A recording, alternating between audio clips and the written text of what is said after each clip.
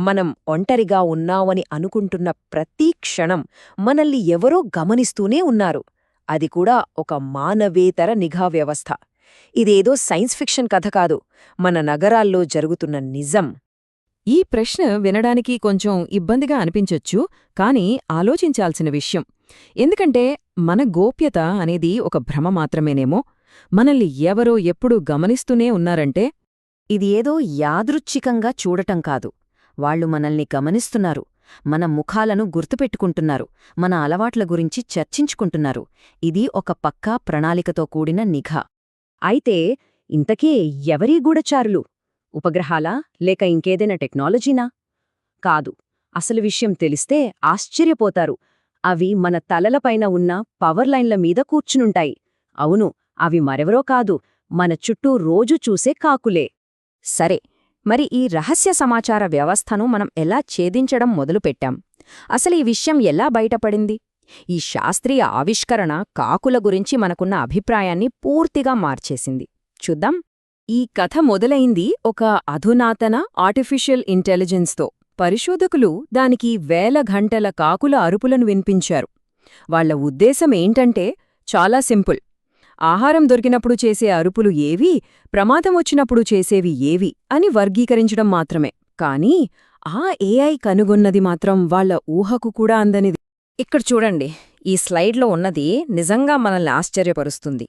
ఇప్పటిదాకా మనం జంతువుల అరుపులని కేవలం భావోద్వేగాల ప్రకటన అనుకున్నాం. కోపం, భయం, ఆనందం, ఇంతే. కానీ ఏఐ ఏం చెప్పిందంటే, కాకుల అరుపులు అలా లేవు. అదొక సంపూర్ణ భాష. దానికి ఒక వ్యాకరణముంది, ఒక వాక్య నిర్మాణముంది. అంతెందుకు, మనలాగే వేర్వేరు మనుషులను, వస్తువులను గుర్తించడానికి ప్రత్యేకమైన పేర్లు అంటే నామవాచకాలు కూడా ఉన్నాయంట. దీనికి ఒక అద్భుతమైన ఉదాహరణ ది రెడ్ హ్యాట్ సీక్వెన్స్.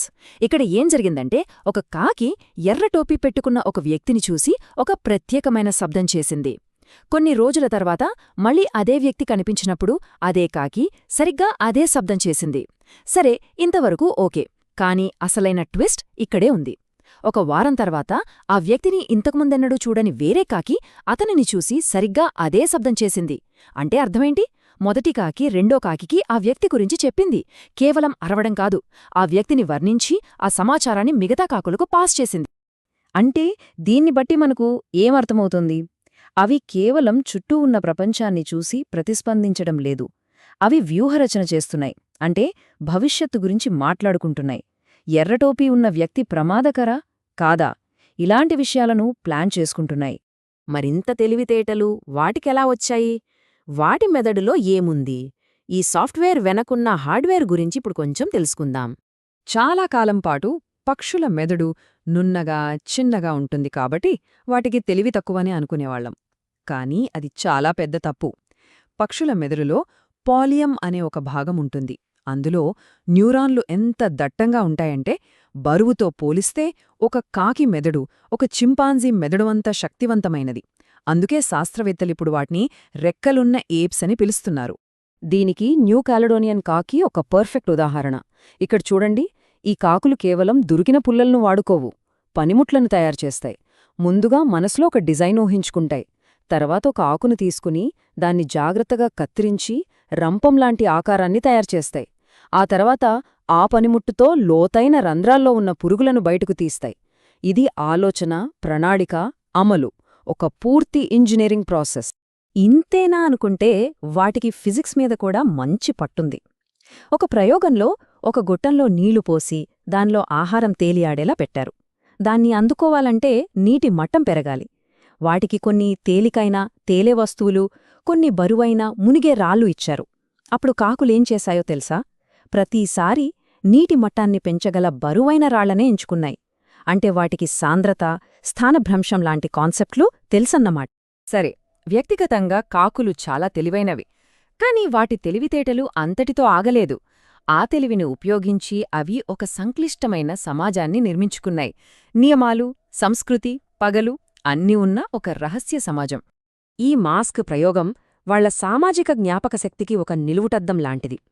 2006లో ఒక పరిశోధకుడు ఒక విచిత్రమైన కేవ్మ్యాన్ మాస్క్ పెట్టుకుని 7 కాకులను పట్టుకుని కొద్దిసేపటి తర్వాత వదిలేశాడు. కొన్ని రోజులకే ఆ మాస్క్ పెట్టుకున్న వ్యక్తిపై దాడి చేసే కాకుల సంఖ్య 40కి పెరిగింది. వాటిలో చాలా కాకులను అసలు పట్టుకోలేదు కూడా. ఇంకా ఆశ్చర్యకరమైన విషయమేంటంటే 5 సంవత్సరాల తర్వాత 2006లో పుట్టని కొత్త తరం కాకులు కూడా ఆ మాస్క్ను చూడగానే శత్రువుగా గుర్తించి దాడి చేశాయి. దీని అర్థం చాలా భయంకరమైనది. అవి కేవలం గుర్తుపెట్టుకోవడం లేదు, తమ శత్రువు ముఖాన్ని తమ స్నేహితులకు, కుటుంబ సభ్యులకు, ఆ తర్వాత తరం వారికి కూడా వర్ణించి చెప్పాయి. అంటే ఆకాశంలో ఒక వాంటెడ్ పోస్టర్ పెట్టాయన్నమాట. ఇది కేవలం పగ మాత్రమే కాదు, వాళ్లది ఒక సంపూర్ణమైన సంస్కృతి. తమలో ఒకటి చనిపోతే అన్నీ గుమిగూడి దానికి కారణమేంటో విచారణ చేస్తాయి. సమాజ నియమాలను ఉల్లంఘిస్తే శిక్షిస్తాయి, కొన్నిసార్లు బహిష్కరిస్తాయి కూడా. చేతిలో తుపాకీ ఉన్న మనిషికి, గొడుగు ఉన్న మనిషికి మధ్య తేడాను గుర్తిస్తాయి. అంతెందుకు, తమకు రోజూ ఆహారం పెట్టే మంచి మనుషులకు చిన్న చిన్న మెరిసే వస్తువులను బహుమతులుగా కూడా ఇస్తాయి. ఇప్పుడు మనం ఈ కథలో అత్యంత కీలకమైన చివరి అంకానికి వచ్చాం. ఏఐ పరిశోధనలో బయటపడిన అత్యంత కలవరపరిచే విషయం ఇది. కొన్ని నెలలపాటు అంతా బాగానే ఉంది. ఏఐ వాళ్ల భాషను విజయవంతంగా డీకోడ్ చేస్తోంది. శాస్త్రవేత్తలు చాలా ఉత్సాహంగా ఉన్నారు. బహుశా మనం మొదటిసారిగా వేరొక జాతితో మాట్లాడబోతున్నాం, వాళ్ల ఆలోచనలను అర్థం చేసుకోబోతున్నాము అని. కాని చివరి వారాల్లో అకస్మాత్తుగా అంతా మారిపోయింది. డేటా స్ట్రీమ్ అస్తవ్యస్తంగా తయారైంది. కాకుల అరుపుల్లో ఒక కొత్త, సంక్లిష్టమైన పద్ధతి మొదలైంది. అది ఎంత కొత్తగా ఉందంటే అంత శక్తివంతమైన ఏఐ కూడా దాన్ని అర్థం చేసుకోలేకపోయింది. దీనికి శాస్త్రవేత్తలు ఇవ్వగలిగిన ఒకే ఒక్క వివరణ ఒళ్ళు గగురుపొడిచేలా ఉంది: ఎన్క్రిప్షన్. అవును, కాకులు తమను ఎవరో గమనిస్తున్నారని, తమ మాటలను వింటున్నారని గ్రహించాయి. అందుకే మన నుండి తమ సంభాషణలను దాచడానికి అవి సామూహికంగా తమ భాషనే మార్చుకున్నాయి, తమ కోడ్ను మార్చేశాయి.